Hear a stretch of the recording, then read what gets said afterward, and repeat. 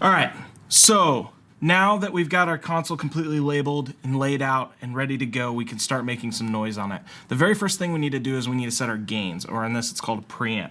It's called a preamp because it's amplifying the ability to process the source. This is probably the most important part of audio, getting this done correctly. Also note that gain isn't the same for every instrument or microphone or even vocalists. You can have two of the exact same microphones, but two different vocalists, and their gain can be set completely different.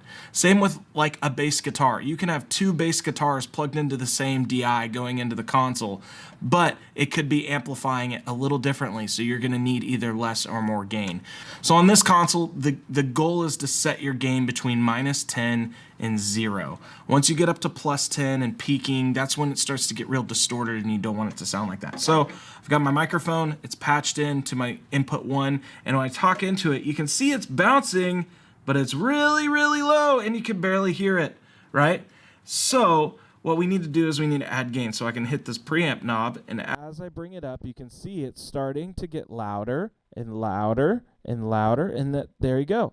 So that would be probably pretty perfect gain right there for me. Again, it sounds bad because it's just gain. There's no EQ or compression or anything. Now, some microphones won't have enough gain. You'll be cranking the knob and you won't get it. Like an SM7B or some condenser or dynamic microphones, you'll crank it and you just won't get enough, or it'll sound hissy and stuff like that. And you need to hold this phantom power button. When you hold that down, what happens is it's sending an additional 48 volts of phantom power through the XLR to the microphone to help amplify the gain. Some inputs you might be getting are super hot. You plug them in, and with your gain all the way down at 0, it's just redlining, it's peaking out. One thing you can do is you can hit that pad button, and what that pad button does is it automatically deducts it down 20 dB.